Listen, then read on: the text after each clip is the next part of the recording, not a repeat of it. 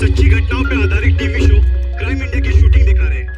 Crime India के इस episode की कहानी रघुनाथ और उसके परिवार की है, जो आज से 10 साल पहले अखबारों की सुर्खियों में छाई रही।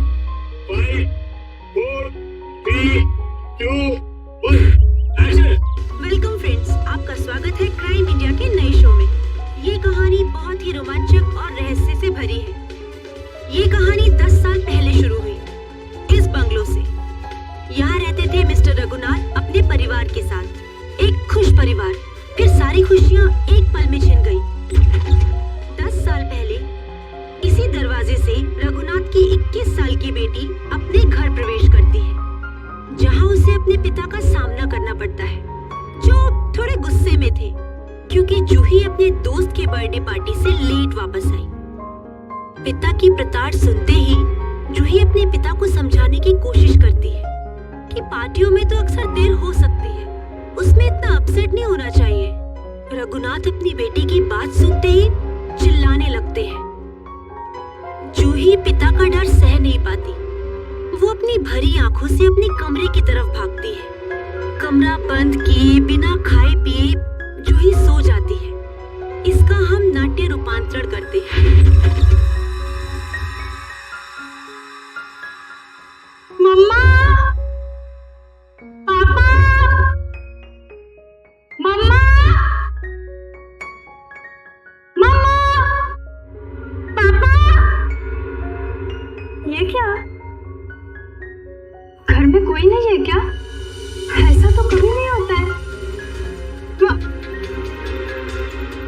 मम्मी, मम्मी, पापा, ये क्या? यहाँ पर भी कोई नहीं है। कहीं बेडरूम में तो नहीं है। मम्मी, पापा, मम्मी, पापा, ये क्या? कहाँ गए सबके सब? मम्मी, मम्मी, आप यहाँ पर हो? मैं कितनी परेशान हो गई थी पता है? मम्मी, मम्मी,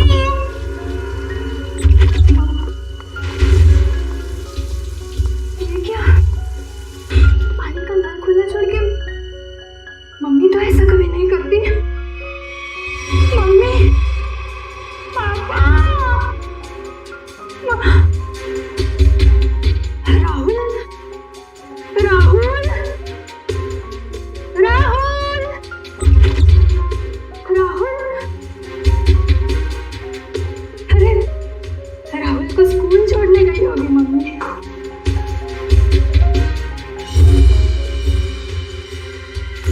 राहुल का स्कूल है। चलो मम्मी राहुल को स्कूल छोड़ने गई। राहुल भी नहीं है। मम्मी, पापा, पापा की गाड़ी।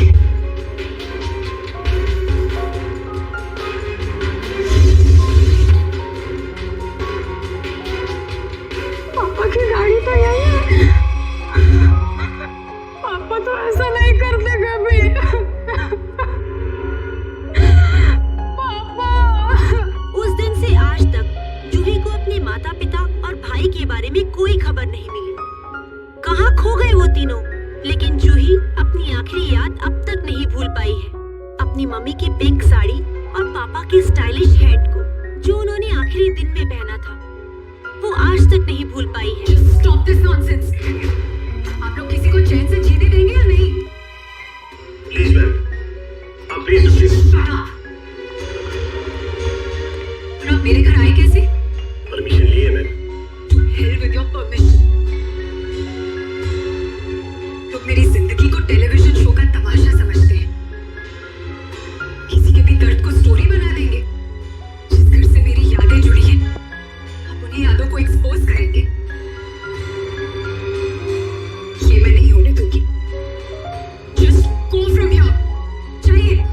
ट्रस्ट मी मैम, हम ऐसा वैसा कुछ नहीं दिखा रहे हैं, बल्कि ये तो आपके लिए अच्छा ही है कि हो सकता है कि शो के बाद आपको नए फोन कॉल्स आए कि आपके मिसिंग पेरेंट्स मिल गए हैं। प्लीज मुझे और लालच मत दो।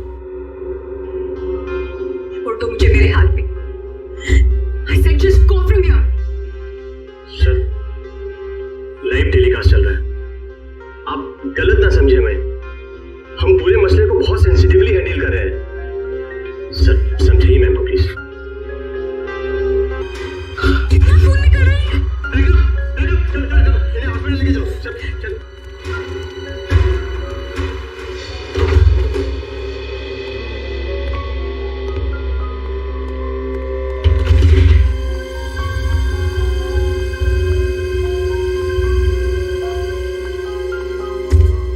तुम बैठो, मैं तुम्हारे लिए हल्दी वाला दूध लाती हूँ, थोड़ा आराम मिलेगा।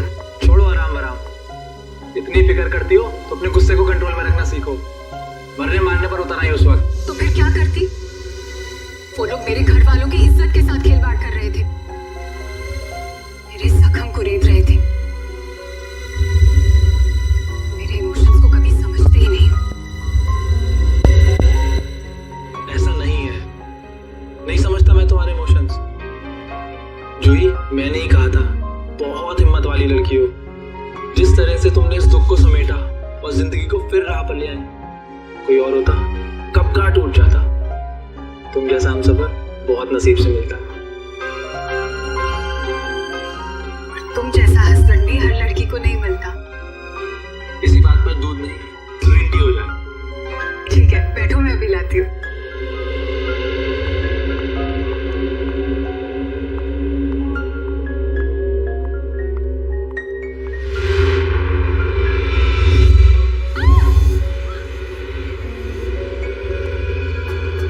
क्या हुआ जूही?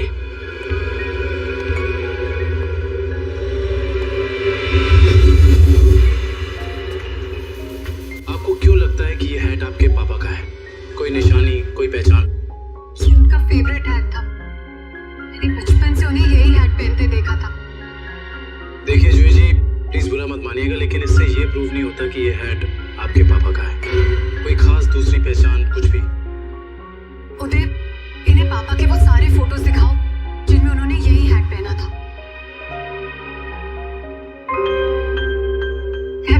मैं पापा से कई बार कहती थी कि ये हैट पुराना हो गया है, इसे फेंक दो। पापा कहते थे मेरा सर भी पुराना हो गया है, उसे भी फेंक दूं क्या?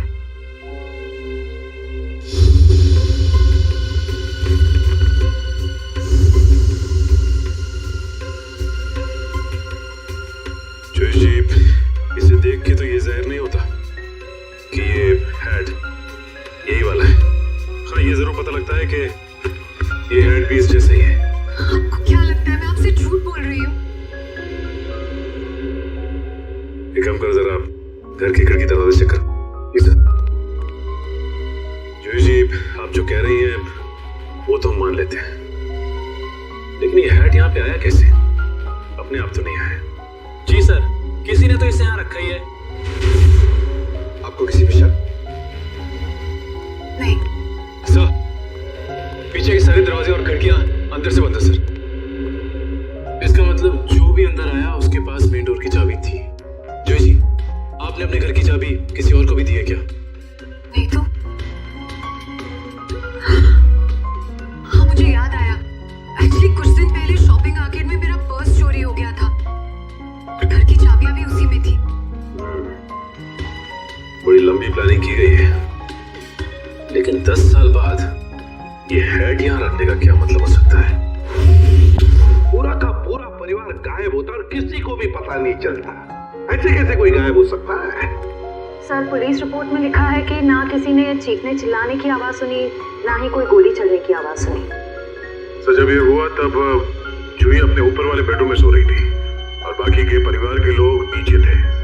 तो अगर शोर शराबा होता तो जूही को जरूर सुनाई देता। एग्जैक्टली। अच्छा, इस वॉचमैन का क्या कहना है? सर, उसने बताया कि उसने ना किसी ऐसे आदमी को और ना ही ऐसी किसी गाड़ी को बाहर जाते हुए देखा। सर, यहाँ तक कि सरफराज जी की फैमिली को भी उस घर से बाहर जाते हुए नहीं देखा। सर, रिपोर्ट में ये भी लिखा है कि घर में जबरदस्ती अंदर आने का कोई निशान भी नहीं मिला था। सर, एक बात समझ में नहीं आ रहा, जब घर के सारे लोग गायब हैं तो ये जूही कैसे बच गई? वही तो, जूही को क्यों छोड़ा है? सर, हो सकता है उसे जानबूझकर किडनैप नहीं किया गया, ये भी कोई साजिश हो। अच्छा, उस हैट पर से कोई उंगलियों के निशान मिले? हाँ सर, उस हैट पे 5 लोगों की उंगलियों के निशान मिले। 2 तो जूही हस्बैंड के हैं, बाकी के मैच नहीं हुए हैं। जूही और उसके पति की उंगलियों के निशान हो सकता है 10 साल बाद जब अपने पिता की हैट देखी तो दोनों ने उठाई होगी। सर, अखबार की एक कटिंग में लिखा था कि रघुनाथ जी के एक भाई है हिमांशु, जिनसे उनकी ज्यादा बनती नहीं थी। दोनों भाइयों में प्रॉपर्टी को लेकर कोई झगड़ा चल रहा था और बाद में हिमांशु ने जूही से कुछ पुराने इन्वेस्टमेंट्स लौटाने के लिए कहा था सर। इस हिमांशु के बारे में पता लगाना पड़ेगा। सर एक और बात पता चली है। क्या? सर जब हम इस केस के फाइल्स लेने गए तो वहां से पता चला कि ये फाइल्स इंस्पेक्टर विजय भी 2-3 दिन पहले लेकर गए थे। इंस्पेक्टर विजय? दया, इंस्पेक्टर विजय तो रिटायर हो चुका है और फिर भी उसे इस केस में दिलचस्पी क्यों? रिटायरमेंट के बाद में तो केस छोड़ देना पड़ता है। नहीं नहीं नहीं नहीं, ये नहीं हो सकता। या तो रघुनाथ जी का केस सॉल्व होगा या तो रिटायर्ड इंस्पेक्टर विजय डिसॉल्व होगा। ये मेरी भी जिद है। और रणजीत, मैं बहुत नजदीक पहुंच गया हूं। किसी भी दिन कमिश्नर के पास पहुंच सकता हूं। सर्विस के दौरान 99 केस और रिटायरमेंट के बाद ये पहला केस, यानी हो गए पूरे 100। रणजीत, मैं बाद में फोन करता हूं। मैं देख के आता हूं क्या गिरा है।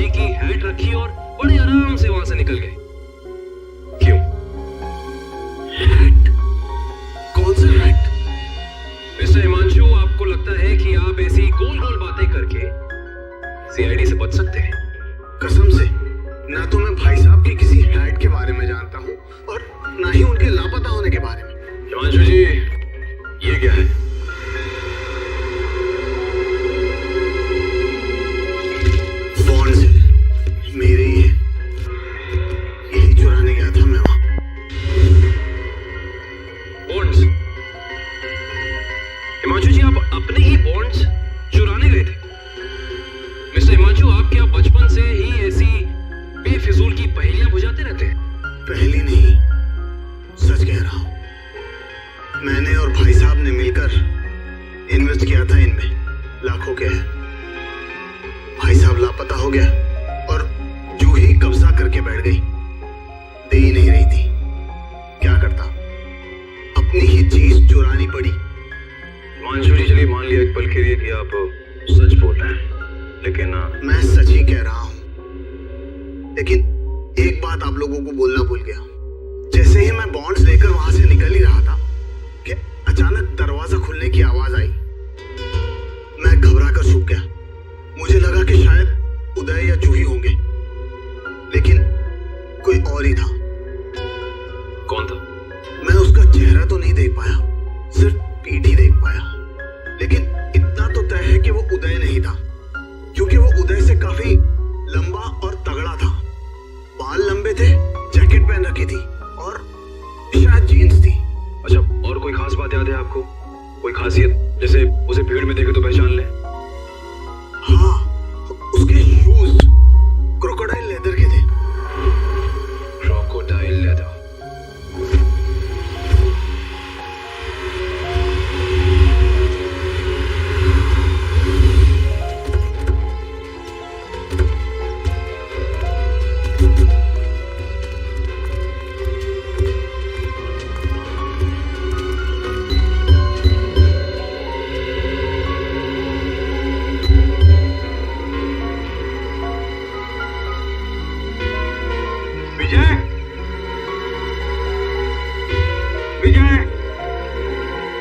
विजय सर,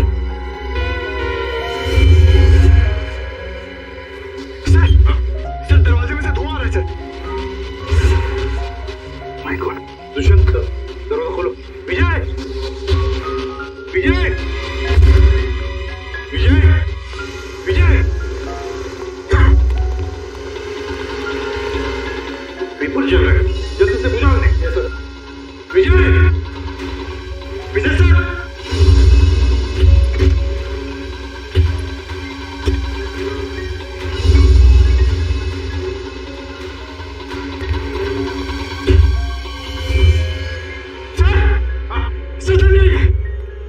क्या हुआ Pankaj? Oh my God! Sir, ये मर चुकी है।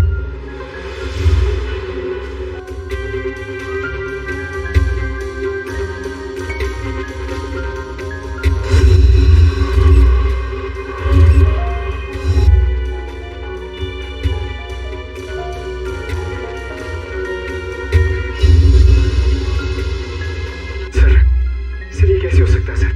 विजय जी इतने सीनियर और एक्सपीरियंस ऑफिसर हैं, फिर इन्हें इन्हीं के घर में गोली मार दी। जिसने भी ये किया है पंकज, तो खिड़की का शीशा तोड़ा, बोल्ट नीचे किया, खिड़की खोलकर अंदर आके यहाँ चुप कर बैठा होगा। शायद आवाज सुनकर विजय इस कमरे में आया तो उसने विजय के सिर पर वार किया और फिर 2 गोलियां भी डाल दी। सर, लगता है कि खूनी और विजय जी की कोई पुरानी दुश्मनी थी, इसीलिए रिटायरमेंट के बाद मौका मिलते ही इन्हें मार डाला। ये भी तो हो सकता है ना दुष्यंत, कि विजय किसी मुजरिम के लिए खतरा बन गया था। शायद उसी ने किया हो। ढूंढो इस कमरे को अच्छी तरह, एक एक कोना चालू और पंकज, कुछ ना कुछ तो मिलना चाहिए। ढूंढो अच्छी तरह से।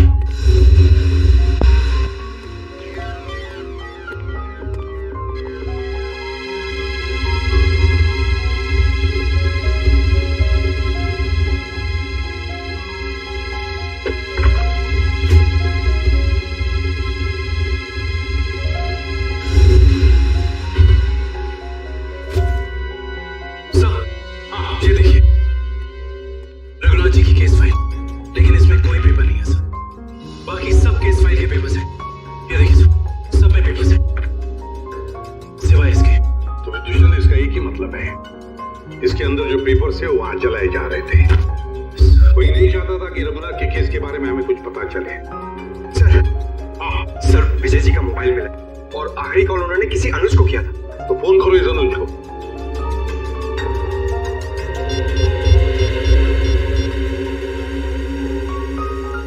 हेलो, अनुज कुल्फी वाले? अरे यार, मैंने 10 कार्टन मलाई कुल्फी बोल दी, क्या हुआ? अभी तक भिजवाई क्यों नहीं? क्या कुल्फी वाले नहीं हो? तो फिर कौन हो तुम? मॉडल? मॉडल है? मॉडल और पुलिस वाले का क्या कनेक्शन हो सकता है? सर कनेक्शन ये है कि आज से 3 साल पहले तक जूही मेरी गर्लफ्रेंड थी और 10 साल पहले जूही का पूरा परिवार गायब हो गया था और इंस्पेक्टर विजय को ये लगता था कि शायद मैं उनके गायब होने के बारे में उन्हें कुछ इंफॉर्मेशन दे सकता हूँ। तो क्या कहा तुमने इंस्पेक्टर विजय को? कुछ नहीं सर, मैंने उन्हें वही कहा जो मैं पहले से कहता आ रहा हूँ कि मैं कुछ नहीं जानता। तुम्हें कुछ नहीं पता? पंकज, अरे ये किधर जा रहे हैं आप लोग? तुम्हारे घर की तलाशी ले रहे हैं। अच्छा ना ये बताओ कि जूही के घर से उसके पिता की हैट मिली है, इतने दिनों बाद वो हैट वहां कैसे आई? सर मैं आपसे सच कह रहा हूँ, ना तो मैं किसी हैट के बारे में जानता हूँ और ना ही किसी गायब हुए परिवार के बारे में। अनुज, तुम्हारे और जूही के परिवार एक दूसरे को अच्छी तरह से जानते थे और फिर भी तुम कह रहे हो कि तुम्हें कुछ नहीं मालूम है? चलो ठीक है, तो अब बताओ कल दोपहर को कहां थे तुम? कल मैं अपने एक फ्रेंड के एग्जीबिशन की ओपनिंग में गया था। फ्रेंड के एग्जीबिशन की ओपनिंग में गए थे? अच्छा।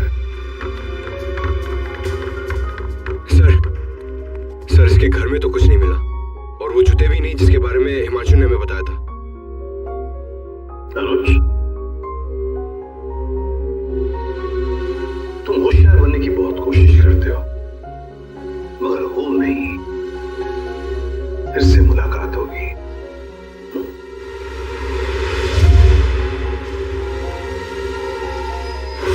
समझ में नहीं आ रहा ये आदमी चाहता क्या है। जो एक तरफ वो जूही के घर में हाथ रखता है और दूसरी तरफ विजय को मारकर केस के फाइल्स, पेपर्स और फोटोज मिटा देता है।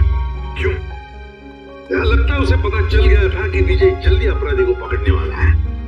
लेकिन एक बात समझ में नहीं आ रही कि उसने रघुनाथ की हैट जूही के घर में क्यों रखी? क्या सोच रहा है वो? कोई ना कोई चाल तो जरूर है दया, इसके पीछे कोई ना कोई चाल तो है। ये केस कुछ ज्यादा ही उलझा हुआ है सर। वैसे विजय के काम करने के तरीके को मैं अच्छी तरह से जानता हूं। वो सारे के सारे अंडे एक ही टोकरी में कभी नहीं रखता। इन्वेस्टिगेशन की अलग अलग कड़ियां वो अलग अलग जगह पर रखता था। सर विजय के सारे रिलेटिव्स से पता किया, किसी को मालूम नहीं है कि वो कर क्या रहा है। उसके मोबाइल से कुछ पता चला है? नहीं सर, कुछ पता नहीं चला। वह देखना पड़ेगा मौत के कुछ दिन पहले विजय कहां कहां गया था, किस किस से मिला था।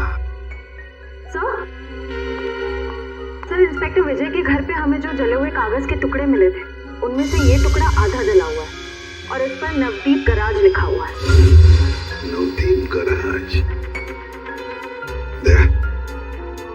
विजय ने ये नाम ऐसे नहीं लिखा है। जरूर इस गराज का इस रघुनाथ के केस से गहरा संबंध है। जरूर कोई ना कोई गहरा संबंध है। विजय सर हाल ही में एक सेकंड हैंड कार के बारे में पूछने आए थे। Second hand car? जी हाँ, एक व्हाइट कलर की सेडान कार बेची थी 10 साल पहले। विजय सर उसी के बारे में पूछने आए थे। उस गाड़ी के कोई रिकॉर्ड्स या पेपर्स होंगे आपके पास? जरूर सर, हम रिकॉर्ड हमेशा पक्का रखते हैं। गाड़ियों का मामला है, क्या पता कब कोई चोरी की निकल आए। शेखर, वो जरा गाड़ियों की सेल डिटेल की फाइल लेके आना। याद है ये गाड़ी किसने खरीदी थी? जी हाँ, कोई गिरीश साहब थे, उन्होंने खरीदी थी। ये लीजिए सर। ये लीजिए, ऊपर ही रखे हुए हैं, विजय सर को दिखाने के लिए ही निकाले थे।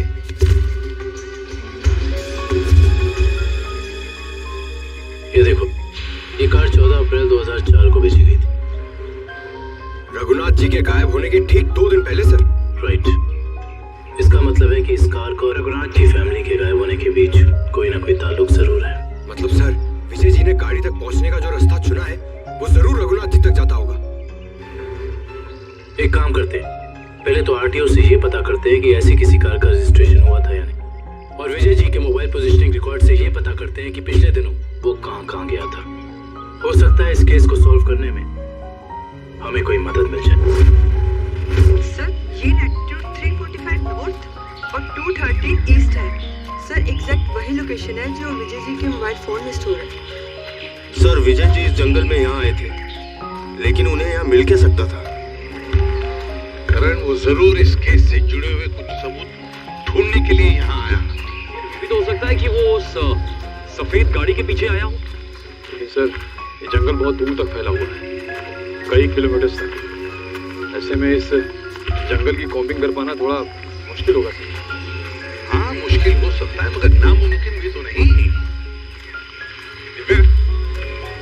ये कितना एरिया छान मारा था उसने? सर यहाँ से 200 मीटर के घेरे में। 200 मीटर? बस फिर फैल जाओ चारों तरफ।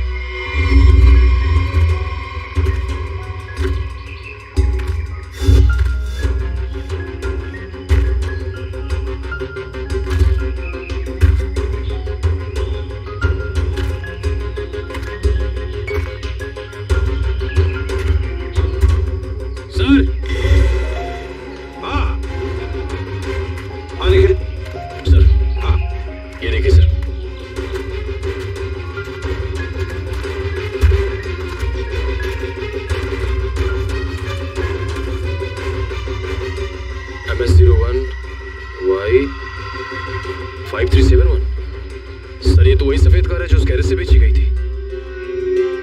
देखो जरा गाड़ी साफ करो अच्छी तरह से।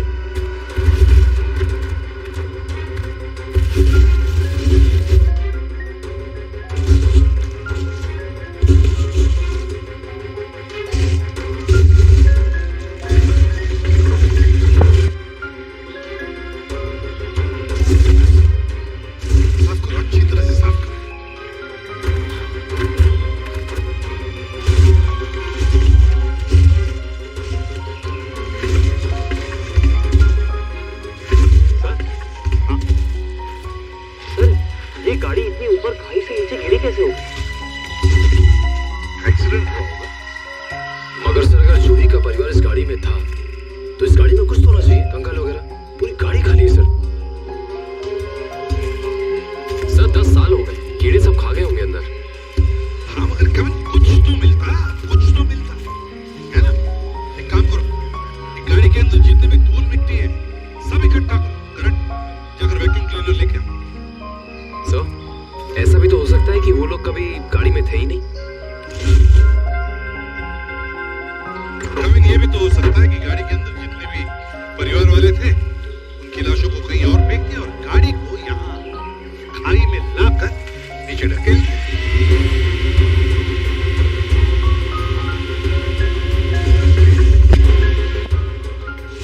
सर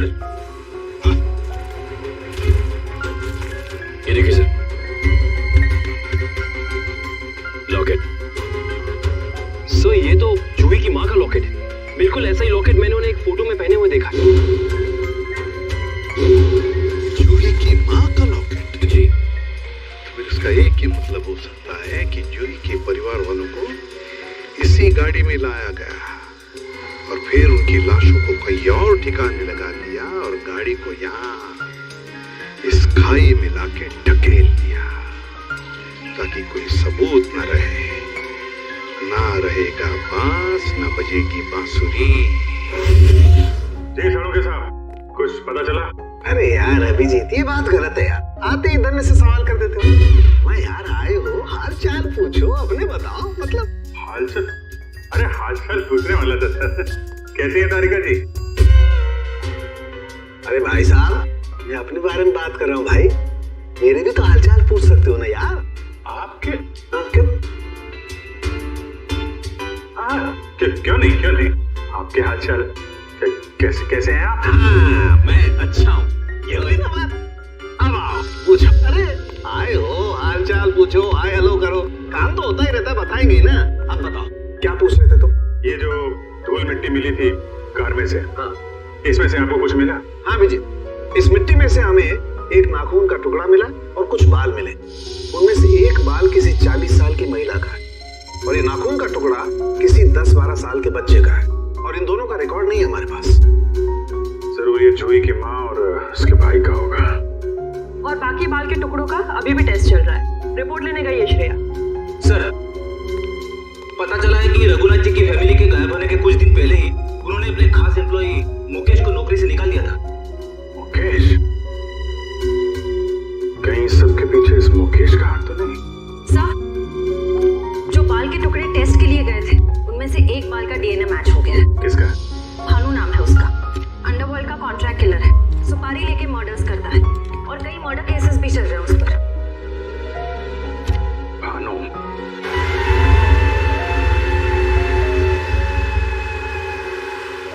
तो तुम्हें पूरा यकीन है ये बाइक वाला आदमी भानु ही है? हाँ सर, सिग्नल तो यही बता रहा है।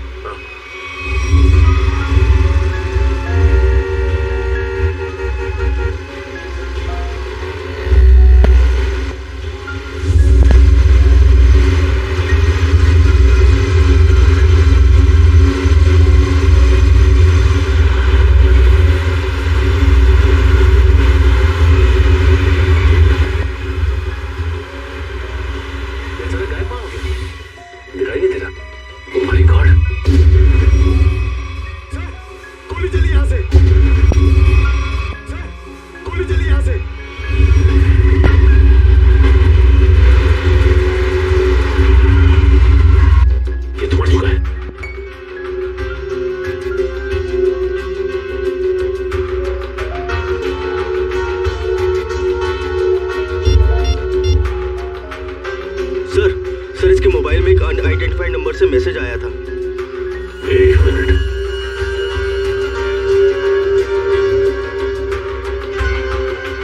मैसेज?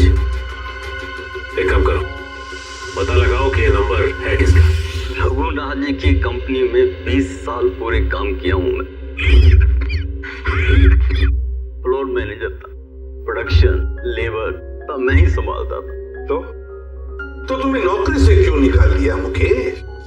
जी, सही तो ये है कि दोनों पार्टनर्स में यानी कि कुमार साहब और रघुनाथ जी के रिश्तों में दरार आ गई थी। दरार? इस दरार की वजह क्या थी? जी, वो कुमार साहब को लगा कि रघुनाथ जी उनके साथ कुछ धोखा कर रहे हैं, चोरी छिपे कुछ डीलिंग्स भी कर लेते हैं, और इसलिए कुमार ने तुम्हें रघुनाथ पर नजर रखने के लिए कहा। जी हाँ, मैं रघुनाथ जी की हर खबर कुमार साहब को देता था। वो किससे मिलते हैं, क्या डील करते हैं, क्या लेन देन है, सब। और जब रघुनाथ ने तुम्हें पकड़ लिया ये सब करते हुए, तो उन्होंने तुम्हें काम से निकाल दिया। जी हाँ। और उसके ठीक 1 साल बाद में कुमार जी और रघुनाथ जी ने अपनी पार्टनरशिप खत्म कर दी। जी हाँ, ये तो होना ही था। अच्छा, वैसे इंस्पेक्टर विजय क्या जानना चाहते थे तुमसे?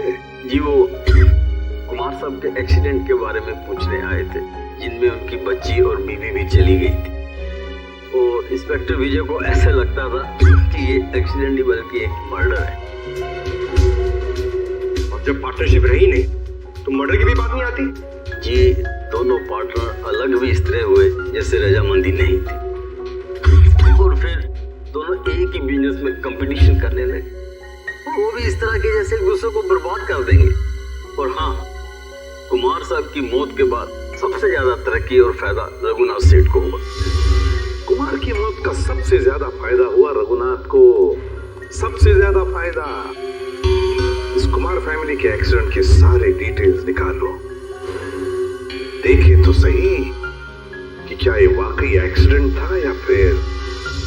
सर, आपको क्या लगता है कुमार की फैमिली की मौत के पीछे क्या रघुनाथ का हाथ था? कविन, रघुनाथ तो बिजनेस में कुमार से फायदा हुआ, इसका मतलब ये नहीं कि रघुनाथ ने कुमार को मारा होगा। Okay, thank you so much. क्या पता चला एक्सीडेंट के बारे में? सर, मिस्टर कुमार हर रोज की तरह ऑफिस से घर पहुंचे। घर से वो लोग एक रिसोर्ट के लिए निकले। उनकी पत्नी ने एक सरप्राइज वेकेशन प्लान किया था, क्योंकि अगले दिन मिस्टर कुमार का बर्थडे था। वो लोग उसी रिसोर्ट में बर्थडे सेलिब्रेट करने वाले थे। जब ये जा रहे थे, इनका बच्चा भी इनके साथ में था, और उसी दौरान ये एक्सीडेंट हुआ। किस्मत भी अजीब खेल खेलती है, जहाँ एक पल खुशियाँ थी, अगले ही पल मातम छा गया। सर, लेकिन ये एक्सीडेंट हुआ कैसे होगा? गाड़ी का अचानक ब्रेक फेल हो गया। मिस्टर कुमार की गाड़ी की स्पीड बहुत तेज थी, वो गाड़ी को काबू में नहीं कर पाए और गाड़ी लुढ़कते लुढ़कते खाई में जा गिरी। कार की ब्रेक्स अचानक फेल हो गई। अचानक? बड़ी अजीब बात है। सर, गाड़ी बिल्कुल नहीं थी। मिस्टर कुमार ने एक हफ्ते पहले वो गाड़ी खरीदी थी, तो ब्रेक फेल होने का सवाल ही पैदा नहीं होता सर। वही तो। सर, ऐसा भी तो हो सकता है कि कुमार की ही फैमिली के किसी मेंबर ने रघुनाथ की फैमिली से बदला लेने के लिए ये सब किया हो। कुमार परिवार की मौत के 20 साल बाद कौन बदला लेना चाहता है? जहां पर एक्सीडेंट हुआ वहां पर मिस्टर एंड मिसेस कुमार की लाश मिली थी, बच्चे की लाश नहीं मिली है ना? एक मिनट, क्या हुआ सर? गाड़ी घुमा लो। काबिल, पता चल गया ये खूनी कौन है।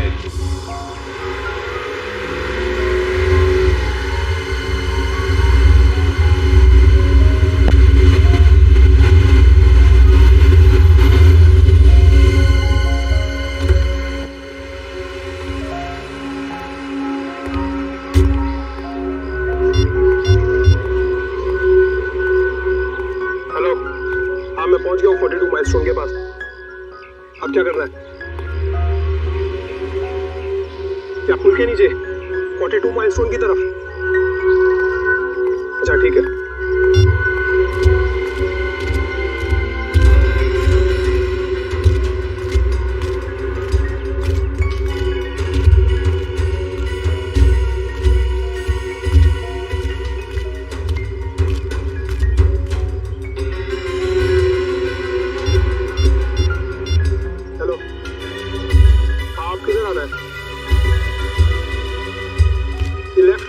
क्या लगा रखा है? पागल समझ रखा है क्या?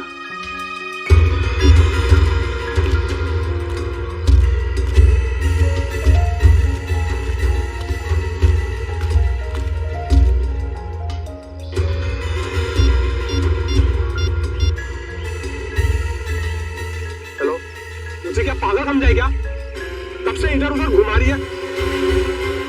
चुपचाप सामने आ जा, नहीं तो मैं वापस चला जाऊंगा। इधर मेरा मुंह खुला और तुम जेल के अंदर, इसलिए जल्दी से सामने आ और मुझे मेरा रोकड़ा दे ताकि मैं जाऊं यहां से। मैं जा रहा हूं। घबराओ मत अनुज, तुम्हारा पैसा पेड़ के पीछे रखा है।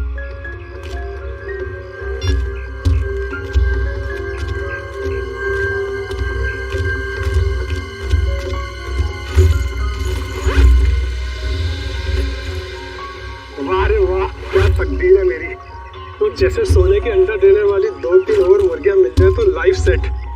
कौन तुम मेरी चिंता मत करो अनुज, वादे के मुताबिक ये तुम्हारी आखिरी पेमेंट है। अरे बेवकूफ, सोने का अंडा देने वाली मुर्गी को कभी छोड़ता है कोई?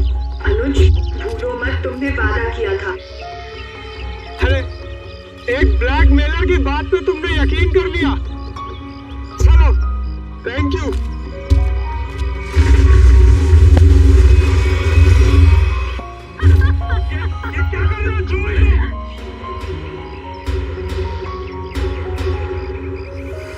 तुम क्या समझते हो अनुज? तुम मुझे ब्लैकमेल करते रहोगे और मैं सहती रहूंगी? हमसे उस्तादी बहुत भारी पड़ेगा तुमको। Shut up. यहाँ वही होगा जो मैं चाहूंगी। सोचो अनुज, अगर मैं तुम्हारा मर्डर करवा दूं, तुम्हारे टुकड़े टुकड़े करके जेल का मुंह को डलवा दूं, तो यहाँ तो किसी को इस बात की हवा तक नहीं होगी। जैसे तुमने अपनी फैमिली के साथ किया था। एक बात याद रखना, जो आदमी शर्ट सिलवाता है वो उसके अंदर बटन की जगह भी छोड़ता है।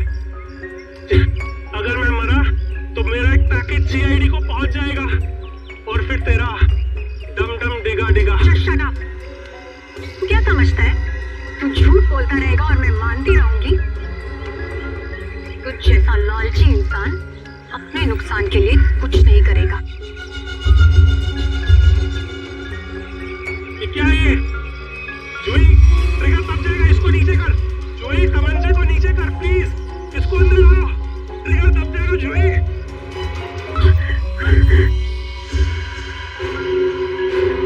ACP सर आप? तो आखिर आपको पता चल ही गया। खिलौना तुम्हारे हाथों में अच्छा नहीं लगता। अपने लोगों को कह दो चुपचाप हमारे हवाले हो जाए। देख क्या रहे हो? भूल दो ACP को।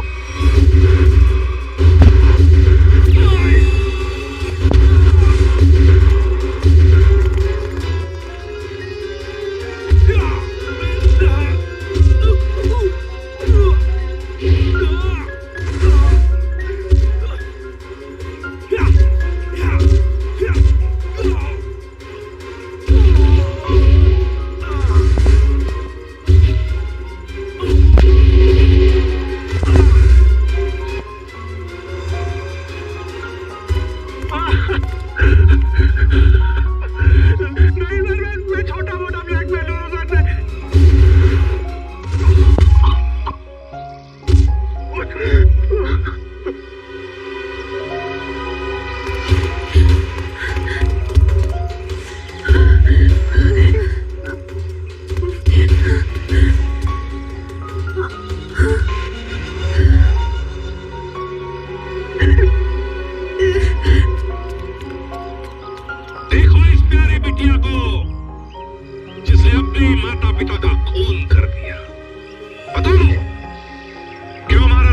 माता पिता को?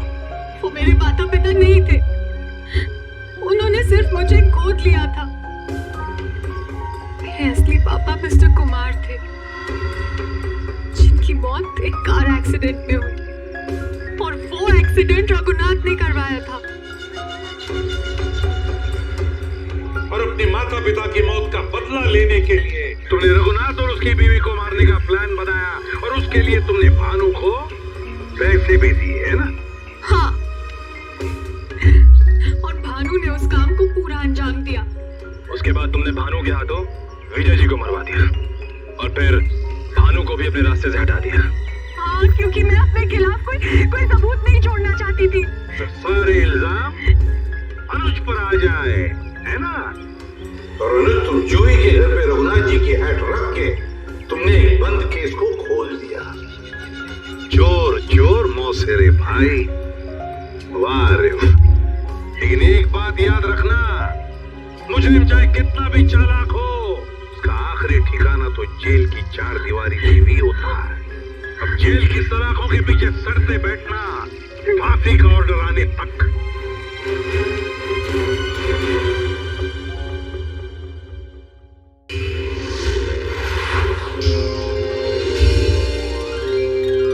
If you want to enjoy more case files content like this, please subscribe to our channel